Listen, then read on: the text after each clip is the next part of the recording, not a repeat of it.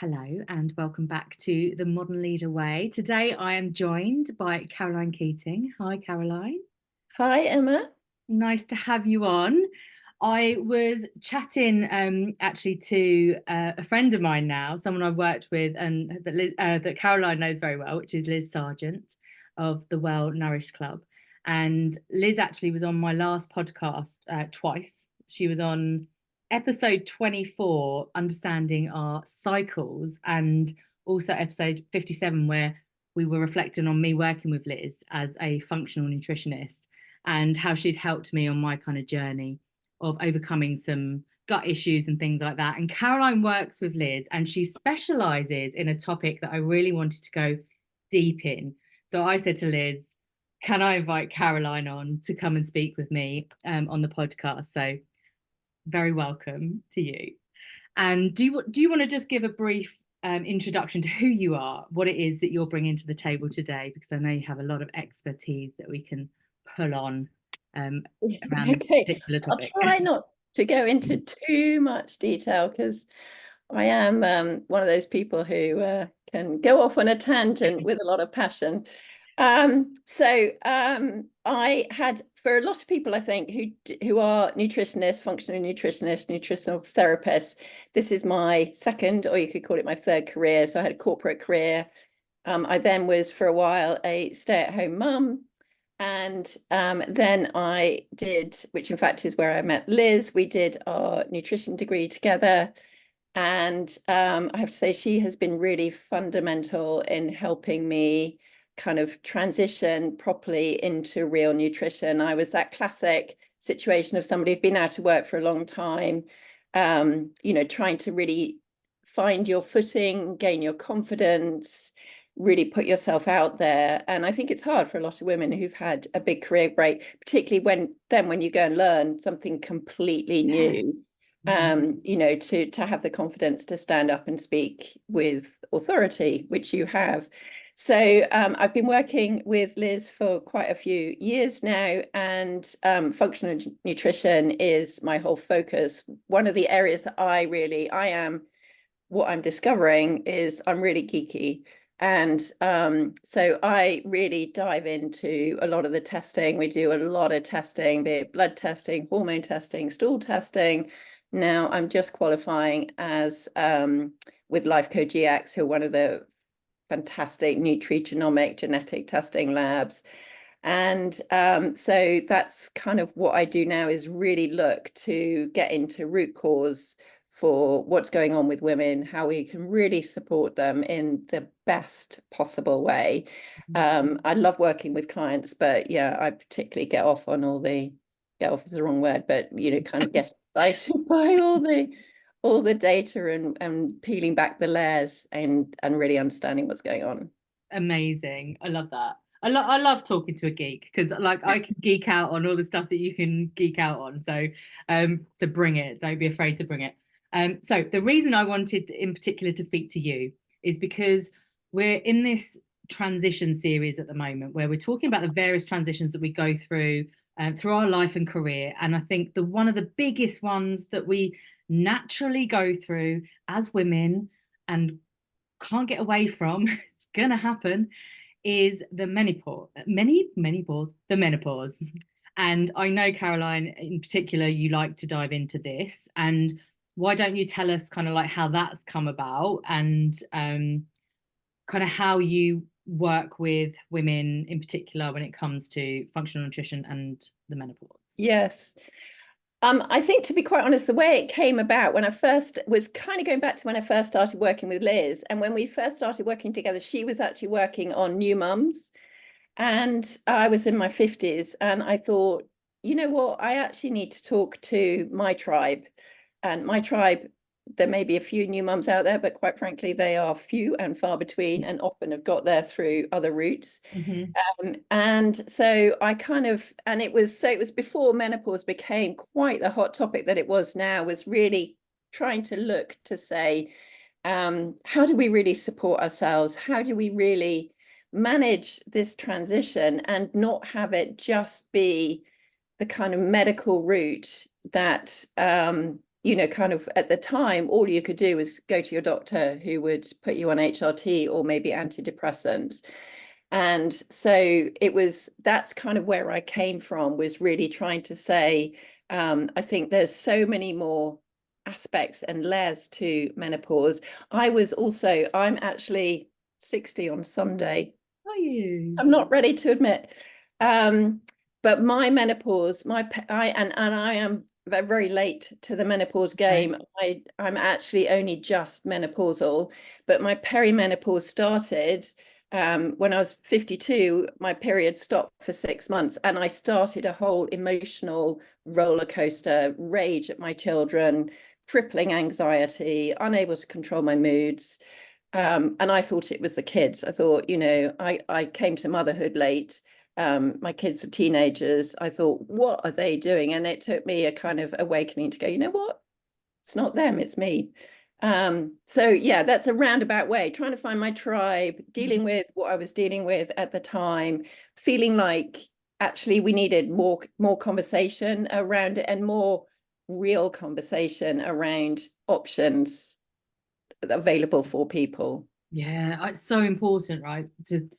To not just feel that, I guess, shame about that, some of those symptoms that come up, and feel like the only avenue you've got is to go to your GP and to take what they give you. So thank God for people like you out there that are, because I believe the science is still hasn't caught up quite yet, has it? Or is it starting to like catch up? And is that because typically science has looked at men, right, as a Yes. population. Ooh, that's my coffee.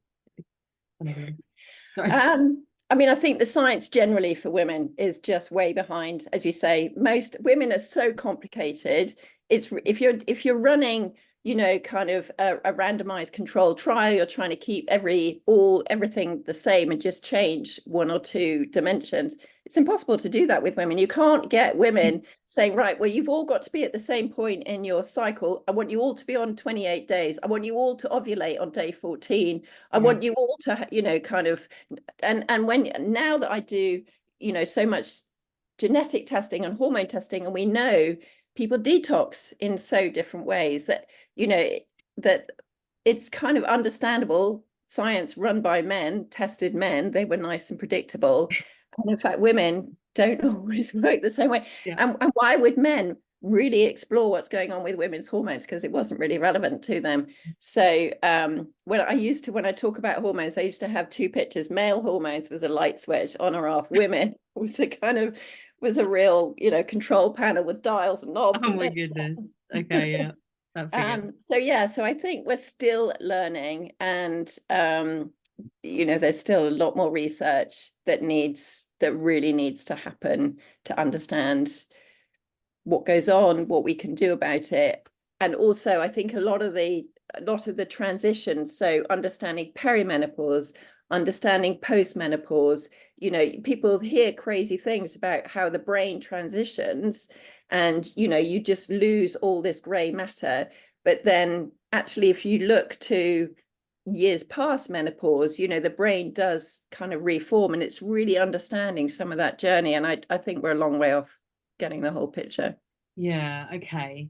So I feel like my understanding of, like, so I'm 45, so I feel like I'm potentially starting to get some symptoms, which we'll get onto. But for me, my understanding is only just catching up. I'm like starting to pay a little bit more attention to the language and everything. So can you talk to us about the various phases or stages of this transition? Because I think we think about menopause, but actually I don't think that's the way to look at it, is it? Because there's a transition. No, it's a complete transition. And there isn't a switch to say one day you're just a normal menstruating woman, and the next day you're in perimenopause, because obviously we're on a transition, and that transitions happen slowly over time. So one of the first things that starts to happen is, when we go through a normal monthly cycle, we have this predictable pattern, this lovely predictable pattern that we're kind of almost taught to fear and be ashamed of, and actually to try and dampen down or go on the pill and let's just get rid of this thing. Whereas in fact, you know, as you'll know, having talked to Liz and everyone else you've talked to, if you actually dial into that, there's so much power that you can get from that. But what can happen in perimenopause is that things slightly start to misfire. And so you don't necessarily ovulate every month. So your ovulation can kind of change a bit. And ovulation is a really important part of that cycle, because it's actually the act of ovulation, and the ovary post ovulation makes progesterone, and progesterone plays an enormous role. So you have your follicular phase, which is the run up to ovulation, and your luteal phase, which is post ovulation. So on a 28-day cycle, if everything's kind of bog standard, it's normally 14 days, 14 days. And that starts to change as you get into perimenopause. And one of the things that can happen, one of the first things that tends to happen is progesterone. We start to lose progesterone. So you may not make as much when you ovulate, or you may have months when you're missing ovulation. And progesterone, not for everybody, but for most people, is a real feel-good hormone. And so we start to lose that feel-good hormone, and the balance between progesterone and estrogen. When you talk about estrogen dominance, it's both the physical level of estrogen, but the balance between the two. So that starts to get off kilter. So your body is suddenly having to cope with different hormones at different levels coming in at different times, and it's having to figure this out. And because often, you know, these levels are dropping, so you might actually have estrogen really rising high, because if we're not ovulating, there's kind of nothing to cause that cascade down. Progesterone dropping low, and that's part of, you know, what goes on, and all of the turmoil that we feel. Okay, so with that, so are the main symptoms emotional, or sorry, hormonal, I guess, that we experience perhaps emotionally? Yes, so some people will see a difference in your cycle. You might see some cycles lengthening, some shortening. You might see, because of the change in estrogen, you might see your periods actually start to get heavier. So you might have some physical symptoms like that. Absolutely, you could, you know, kind of emotional symptoms is one of the real, you know, kind of triggers, I think, that a lot of women struggle with, you know, kind of, and you can have that even before you really noticed your periods changing. You can kind of get the emotional side starting to feel like it's getting a bit wobbly. Yeah, okay. So, and it's interesting because I've got a lot of friends that are, you know, they're well into their late 40s, early 50s now. So I hear from them how they're experiencing it. And for me, I've literally turned 45 last month. And I think the thing I'm noticing is I always used to get like really hot 2, 3, 4 days before my bleed. And now that hot has turned into waking up with wet sheets in a really sweaty mess, and lasting for perhaps 3 or 4 nights, and being perhaps a week before my bleed. So, but I haven't tracked it well enough to know if my bleed's just later or if Yeah. the hot stuff starting earlier. So is that like a sign? And is that something that not normally would happen? Yeah, so that is very normal to get night sweats, which may be a precursor to a day hot flush, would be a kind of night sweat happening. And again, that is, so we tend to associate night sweats with kind of more estrogen dominant. So kind of getting that excess levels of estrogen. And it's almost like your body is just having to work harder. And one of the things that estrogen plays a role in temperature regulation, in how the body, and it's kind of like that temperature regulation just becomes, it just stops to work as effectively, and the body kind of misfires and thinks it's you know, thinks it needs to really cool down, so it kind of sends a lot of blood to the surface, whereas in fact it was fine, and now what it's done is, you know, kind of given you this massive hot flush. Okay, but this is still early stages by the sounds of it. Well, I mean, obviously hot flushes and temperature issues are something that are one of the classic menopause, perimenopause symptoms. So that for some people can start as a night sweat, and then it can develop into a hot flush. Yeah.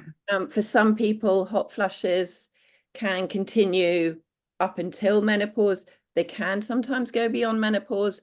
For some people, you know, kind of when you really try and dial in and work with lots of things, you can kind of maybe not eradicate them, but get to them to a point that they're very livable with, and you kind of can have some strategies to help you deal with them. Yeah. Okay, so we've got a variety of symptoms that we can experience from the beginning of this perimenopause menopause phase is what I was trying to say. Then you hit menopause, but menopause is actually, at what point do you say I'm at menopause? So menopause, the technical term, you are actually in menopause. Menopause is one day. So it is the anniversary of your last menstrual period.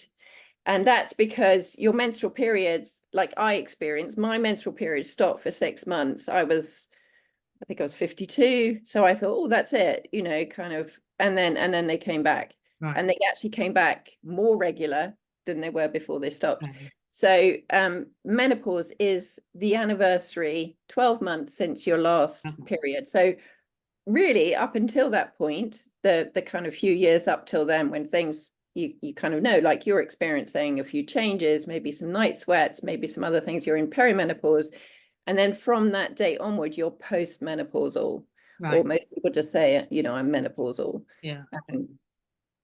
Okay, because that was a surprise to me when I first heard that.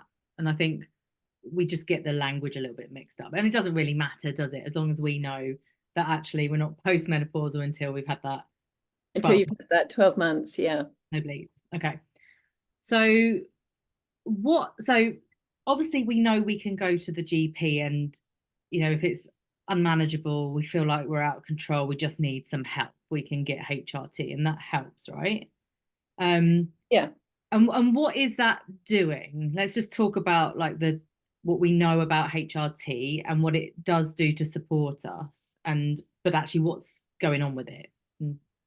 Yeah, so I think one of the really interesting, so technically what HRT is, it's hormone replacement therapy. Mm-hmm. So what it's really doing is kind of giving you externally estrogen and progesterone, which are the two kind of key hormones that dictate our cycle. Normally what you would do is you would it doesn't really exactly mimic the cycle, because you would take an amount of estrogen consistently over the month. So that may be, you know, kind of the best is really transdermal. So it might be a patch or gel on your skin. Mm-hmm. And then if you are still menstruating, you will take progesterone for what would effectively be your luteal phase. So you would take progesterone from day 14 to day 28. Mm-hmm. Or sometimes it may be, you might take it for 12 days. And then when you stop taking progesterone, you would have a period, although actually when we have a bleed, which is more connected to exogenous or external hormones that we're putting in, it's actually more of a withdrawal bleed. So it's actually the loss of progesterone, which is our natural trigger to bleed. When you look at what's happening to a normal cycling woman, the body knows if you've not become pregnant, so the progesterone drops and that triggers that bleed. So you kind of do that with the hormones. Now, one of the issues from my perspective, obviously, is up until menopause, your hormones are kind of all over the shop. You know, estrogen might be really high 1 month, it might be really low. And so kind of we're putting in estrogen without really knowing exactly what's going on. Mm-hmm. And then for most medical people, progesterone is the essential ingredient, because that's what stops you getting endometrial cancer, because you've got to make sure that the lining of the womb is not getting too thick. When we come at it, if we kind of think back to the conversation we had at the beginning of this, where one of the first things that often happens for women is progesterone drops. Mm-hmm. So for a lot of people, actually, almost progesterone might be the thing you almost need more than Mm-hmm. estrogen, kind of can help manage some of those symptoms. But for most people, you go to your doctor, they're going to give you estrogen if you're still cycling, estrogen for 28 days, you have progesterone for 12 to 14 days, and then you have your bleed, and so it's giving some hormones to try and top up. And then once the body has completely stopped its natural process, then what you'll often do is move to taking progesterone and estrogen at the same time. So you kind of stop that withdrawal bleed happening, Right. because you're just taking the two together. Okay. So back to what you were saying earlier as well about like when you experience estrogen dominance, not just because progesterone has dropped, but because estrogen levels have risen. Is that an issue then if we're just taking HRT, the estrogen type? Is that creating more of that estrogen dominance that we might not even know is happening? Yeah, I think it can do, and you do. I have to say I'm not a complete, I'm not a doctor. I'm not a complete expert in HRT, but it is certainly that for some women, I know that they go on HRT and it's an absolute godsend. It's a lifesaver. And, this can be a really, really, really tricky time for lots of people. Yeah. And for other women, it can actually take a bit longer to kind of sort the problem out. And when you go, because Liz has started working with a, gosh, I've got complete senior moment, is bio hormones. And so what they can sometimes do is actually just prescribe progesterone on its own. For some women, actually just taking progesterone is what they really needed, and that kind of can really give them the kick.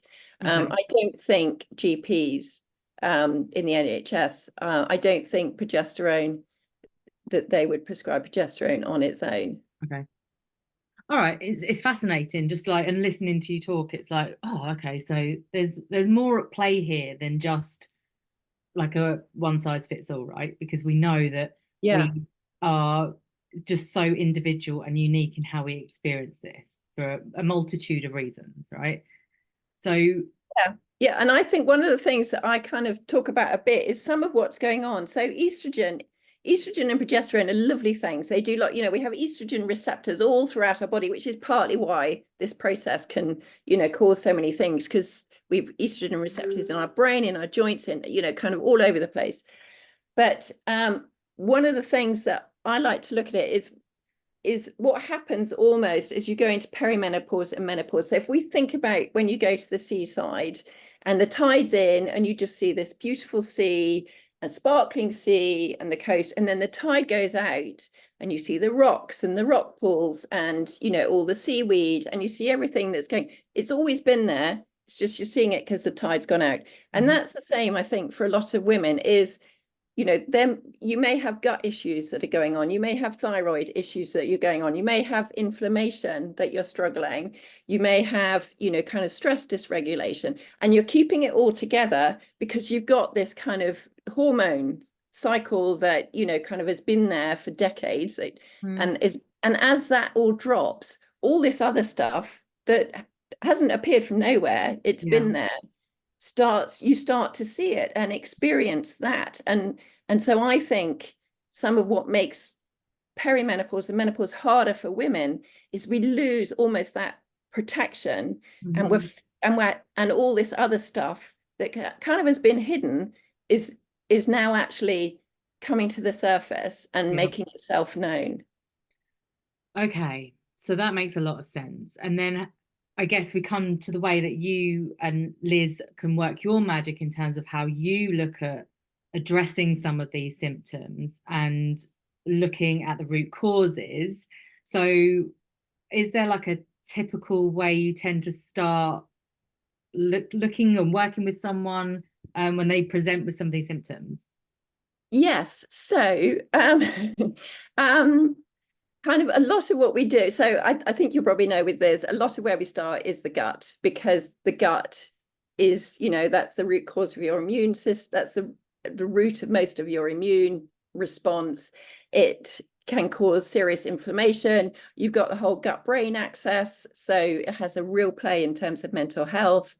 And for a lot of women, you don't even necessarily have to have gut symptoms to have an underlying gut problem. And part of that is probably the way you've evolved. So you've just learned to treat this stuff as normal. And just because it's normal doesn't mean to say, sorry, because it's common, just because it's common doesn't mean to say that it's normal. So we certainly like to look at some blood tests to understand a little bit what's going on. That can give us some markers if there may be nutrient deficiencies, or it can kind of give a leading indicator. We really like to do a blood test to kind of get down and see exactly what is going on in the gut. And just those two kind of data points can actually make a big difference. I'm sure you'll know with Liz, we dial into really understanding blood glucose, what's going on from a blood glucose perspective. That kind of leads in a little bit to your HPA axis and stress as well, because cortisol and blood sugar are kind of little joined at the hip. So I'm started saying we start with gut, and now I've gone blood glucose. But I think what we kind of do is almost that, looking at the seabed and saying, okay, let's try and understand where the rocks are. Let's understand where those rock pools are. Let's understand what's going on at this level. Mm-hmm. Yeah, and it's fascinating because I remember I did a stool test with Liz that was actually episode 57 of the Emma Clayton show that I referenced at the beginning.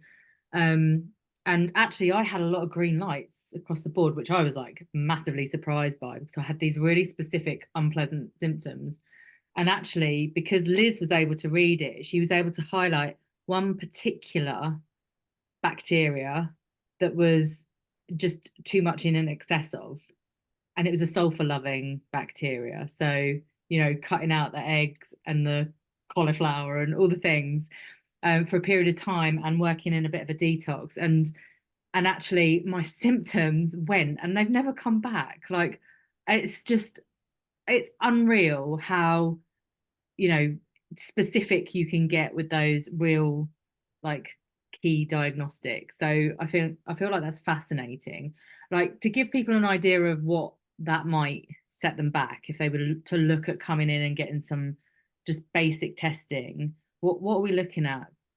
So to do an actual stool test, there is about 330 Yeah, I think that's what I paid for. So we don't make any money on that. We just kind of, that's just the lab rate to do a stool test. Obviously the interpretation kind of is on top of that, but that's the basic cost for a stool test. Blood tests, we often give people a letter to take to their GP for the blood markers.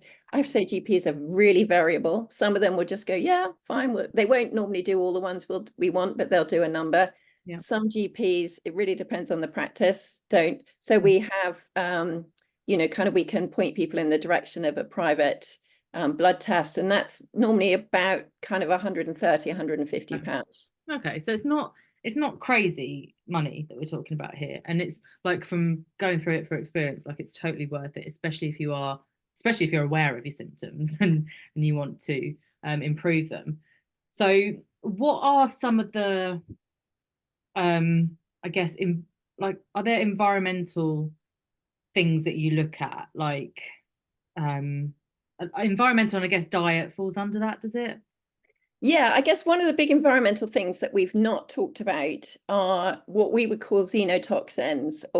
So what happens, I mentioned that we have in our body, we have all of these estrogen receptors. So a lot of chemicals like PBAs and parabens, and a lot of chemicals that are in our everyday, kind of, it's amazing how much makeup has, that and your skin is a huge organ, and stuff gets absorbed through your skin. So one of the things that can happen as we go into this kind of hormonal turmoil, so our body is having to typically work harder it might have, kind of way more estrogen that it's got to detox. It's really got to work harder. And some people don't like the word detox for things like estrogen or clear it. I mean, it's going up and down. Your body's got to get rid of it when it's going down, and you're getting rid of it you know, kind of in feces, in your sweat, in your urine. We're kind of excreting it. Mm. And one of the things that can really cause havoc is when you have a lot of toxins in your environment. And so that is definitely a big environmental impact that we work with people, is to kind of lower those toxin levels, kind of give your body, if your body's having to work really hard, and a lot of this process happens in your liver, you know, if your liver's having to work really hard to get rid of the chemicals, you know, kind of before it even gets to the hormones, that's going to add to the problem.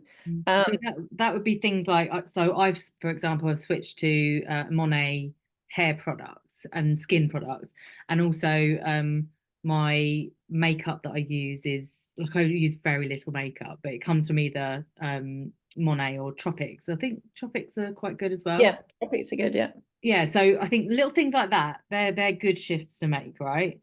definitely.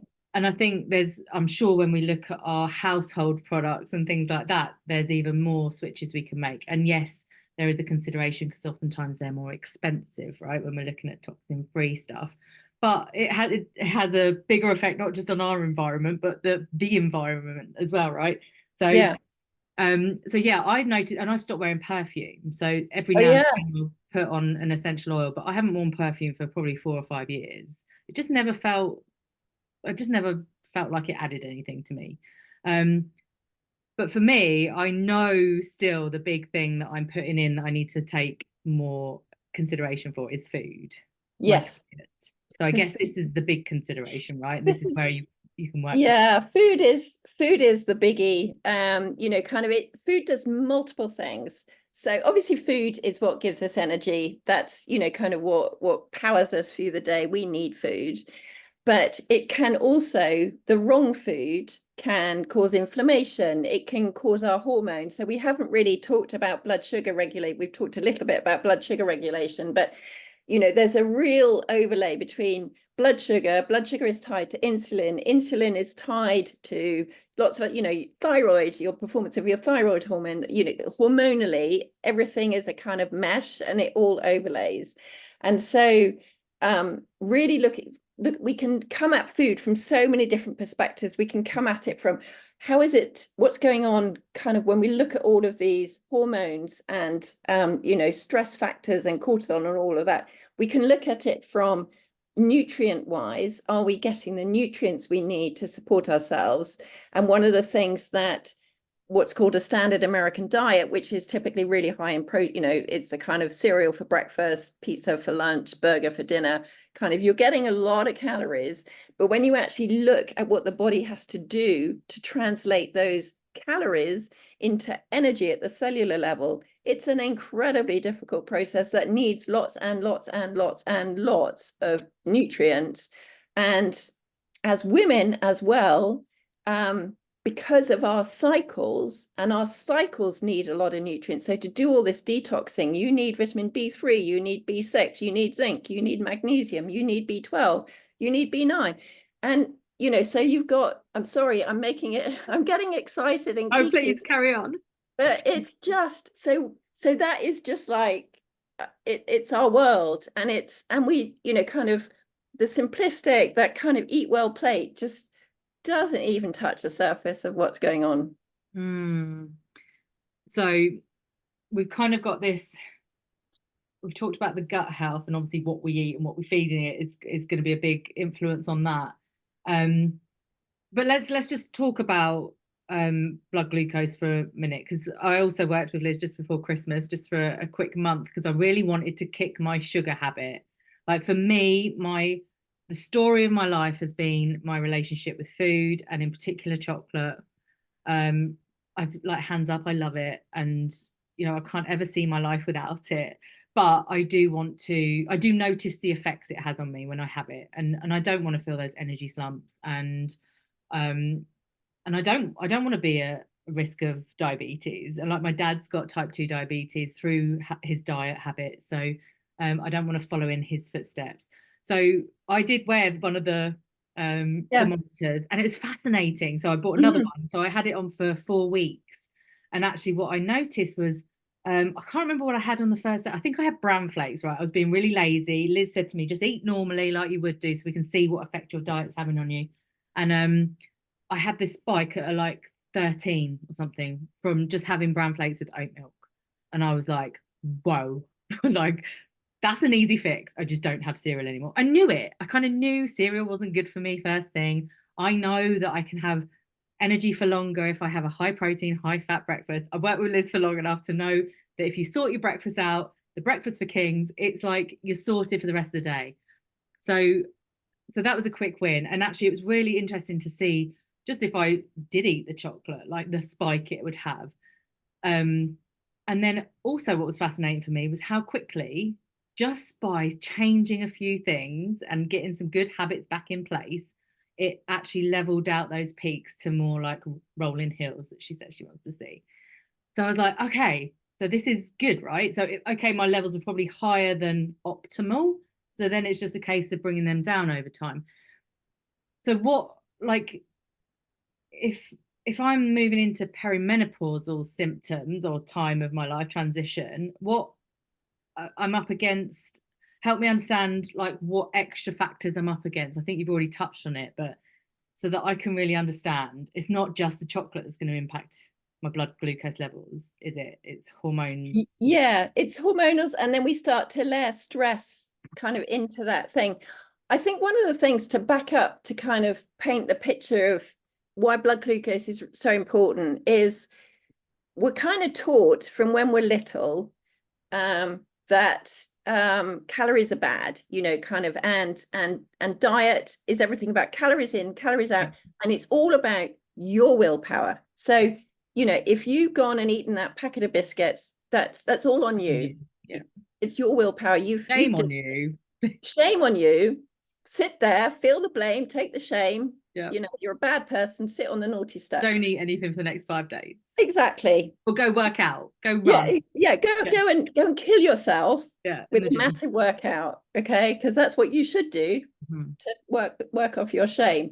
And I think actually what we need to realize is our bodies are designed to survive. They're survival mechanisms. And so your body is kind of coming at this from a I need to survive perspective. And that a lot of what drives your desire for food is the body doing what it's doing naturally. So what happens when our blood sugar levels rise and insulin really rises, because blood sugar has to stay within a really narrow range in the body. And so the body works really hard to dampen down the peaks and to push up the troughs. And dampening down the peaks, that is insulin. Insulin is a kind of blood sugar lowerer. And when it's rising too quickly, there's too much insulin, it crashes it down, and then your blood sugar drops. And then the body needs to get the blood sugar back up. But we've kind of overridden the natural mechanism that does that because there's too much insulin still trying to make it lower. So it tells you to go and eat. It's like, I know you just had a bar of chocolate, but I just need you to go and eat another one because that's the easy solution for me. So that's why fixing that for breakfast makes such a difference. Because we don't get on this roller coaster. And once you're on the roller coaster, it's pretty damn hard to get off it. But what happens in perimenopause as well is, as I mentioned, kind of cortisol and blood sugar are joined at the hip. And that again goes back to ancestral. What needs to happen? You know, what was a stress for a caveman? It was being chased by a saber-toothed tiger, lion. What do you need? You need to be able to run like hell. You need to have really acute sight. You need to have really acute hearing. So stress does all these wonderful things. It gives you energy. It gives you, you know, I'm sure everybody's had a deadline who's just gone, oh my God, everything clicks. You know, I've got that deadline. I can write for hours. It's all, you know, my cognitive function is on steroids and it's lovely. But modern day, we live in that environment all the time.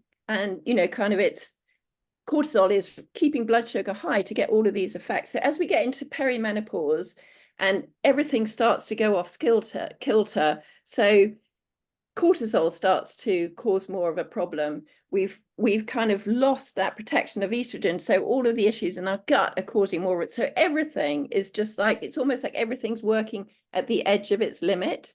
And so just as I said before, you kind of could cope before. Now the wheels start falling off the train and everything is more important, including blood sugar. Yeah, okay. And that makes sense because we talk about the stresses that we know about, right? As in, you know, we've got ill parents maybe, or sick kids off school, and we've still got to get to work and we've still got deadlines. Like they're the stresses that we're aware of. But then we've got all these internal stresses where we're overloading our body with toxins and with too much sugar in our diet, and that's extra stressor. And then we go for a 5-mile run because we think that's what we need to do, and that's additional stressors on the body. Absolutely. Yeah. So what's the antidote to a lot of this? Like, what else are you working with when it comes to managing stress? Obviously there's sleep, there's meditation, getting out and doing lower stressful exercise like walking, for example. What are some of the other things that perhaps we haven't thought about? I just intersect there. One of the things I found is we've just started doing more and more genetic testing. And one of the things that we can see with genetic testing, we can see in a little bit as to what's going on from a stress perspective.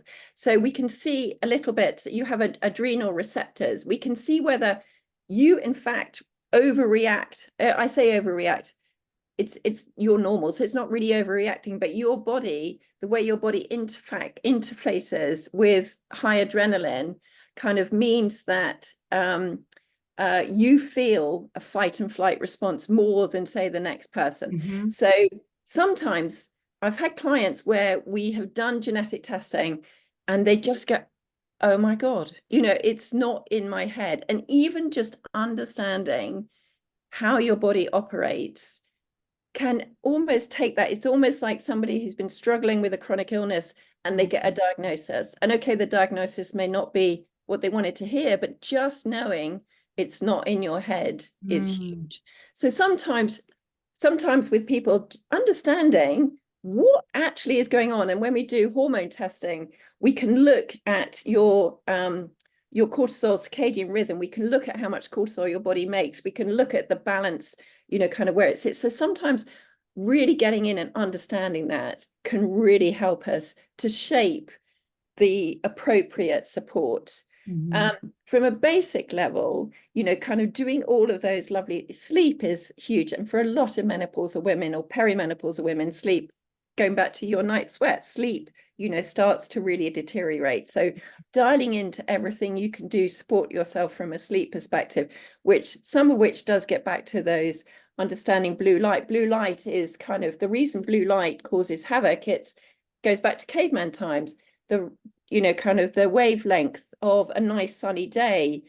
We have light receptors. Our body is designed to kind of operate on a circadian basis to be alert, and then in the evening to get nice and calm down. So when in the evening we sit there for hours on our phone or our laptop, and I'm as guilty as the next person, and we flood our eyes with blue light, we're telling our body it's daytime, you know, and then we expect to be able to switch it all off and go to sleep in half an hour. So everything from supporting sleep, mindfulness, meditation, making mini breaks, even kind of your body can move from this stress state to this parasympathetic to a sympathetic state. Sympathetic is this stress, parasympathetic, you know, I always get them back to front, so I'm not going to say which is which. Peace for parasympathetic peace. Yes. Yeah. That's how I remember it. You know, I say that to myself, and then part of my brain's going, is it P for panic? I mean, I know I should know this, but I'm going to say, you know, kind of not even I, but, you know, kind of I am human. But you can train yourself to switch from from a sympathetic state, from a stress state to your restorative state. And breath work and mindfulness do that. And you can kind of think about that as a muscle. So it's not something that, you know, kind of, you've got a really nasty email from the boss, you've got a teenager who's kind of in your ear and everything's going off. That is not the moment to go, oh, hang on a minute. I know it's the kind of practice, build up that practice, get these mini moments in the day when you actually, even just doing 4 kind of controlled breaths, going out, putting your feet in the ground, you know, kind of learning how to navigate your body doing that means that when that email comes in, when the teenager starts nagging at you, your body has learned this muscle and can do that. So, you know, kind of some of what we, a lot of what we do with clients, you know, we're functional nutritionists, but because stress is such a huge player that you can't not address that. And it does come through everything from not getting up and doing a HIIT exercise at 6:30 in the morning, you know, kind of maybe not doing a HIIT at all, but recognizing whilst you're in this process of regulating stress, you need movement, not, you know, kind of hardcore exercise. So yeah, I think mindfulness, movement, getting outside, the power of nature, supporting your circadian rhythm, all of those things. I'm sure they'll think of 15 more when we stop talking. I'm sure you will. We've actually did the last episode, actually we had Jen Grange on talking about the power of nature, just that, how to bring nature into your home just through, like, even if it's sticking on a YouTube, you know, the sounds on YouTube of nature, or having a picture of a nature filled like frame in your house can be, you know, just as good as actually being outside as well. So, and then I did also do one around the power of the breath, so actually just a quick practice to do that, like literally when you're on the drive to work, or you're just going to bed. I always used to do it, like take a few deep breaths to like just calm myself before I'd sleep. So yeah, love it's all interconnected there. So I guess the other thing to mention around stress is like big transitional changes in our life, whether that's moving house or going through a breakup or a new job, something like that, kids moving schools, that's kind of thing. They're all added stressors as well, right? So I think they're also times to really have an eye on how you can really support yourself through that, whether it's through extra nutrition, whether it's through this mindfulness piece, you know, just going a bit slower through life in other ways and taking the foot off the gas with some of these other things like heavy exercise and things like that. It's always going to be supportive. And I also think oftentimes we can, when it comes to our work, if we feel like we just had enough, like the stress has got too much, I need a change, and I'm going through perimenopause and I've got all this going on, and it's like I'm just gonna quit or I'm gonna find a new job, it might not actually be the best course of action for you. So I think I'm always very an advocate, I guess, for just taking a pause, taking some time out, stepping away from the daily grind, and actually having that support to work out what it is that you really do want from your life. And that is when you go and book your game plan with me. So always do that. What else have we not covered off? Are there any myths that we need to bust while we're here together? Are there things that you see like on social media that you're like, that's not true? I think one of the myths is that menopause is a modern experience, you know, kind of that, you know, the average age that women used to die was 58. So menopause is really all new. That really kills me because I actually went back to the ONS, so the actual, you know, kind of the government data. And one of the problems with that number is it was 58 or 59. That is an average. So an average means 50% of people die younger than that. 50% of people die older than that. And when you go back in time to, you know, the 1800s and the 1900s, still there were a lot of child deaths. And in fact, there's another number that the ONS has, which is called the modal. And the modal is the most frequent. So the modal, so the most frequent age of death for women in the 1800s was around or above 70. Okay. So this myth that menopause, the reason we're struggling so much is because it's all brand new, is bullshit. Yeah. think the reason we're struggling so much, I think a lot of women probably did struggle in the past and that was completely ignored. But one of the other reasons is we have all these toxins that have wreaked havoc with our hormones. We have a diet that frankly is unsupportive. We have a lot of people dealing with real gut issues. We have, you know, a lot of underlying hormonal issues. I mean, thyroid issues, which again, a lot of them, we have a lot of autoimmune disease. You look at Hashimoto's, you know, kind of root cause of a lot of autoimmune diseases in the gut. So sorry, I've got from a myth of the age to but that is definitely a myth that needs to be busted. Yeah, I like that. That's a really good point, actually. And I think from what I've heard from this conversation overall is there is hope for us women to have a journey through this transition that is not like the worst case scenario that we hear about, if we make some tweaks to environment, to diet, to how we manage our stress levels, potentially involving hormone replacement therapy, all the things. And key to this, key to getting this kind of not right, but like actually giving us the best start is that testing, like to really see what's going on beneath the surface. Exactly. I think the more you can do to look at the seabed, to address the big rocks, the big potholes, all of the issues that are going on there, the better you're going to feel. You might still want to turn to getting some hormone therapy to kind of help you through it.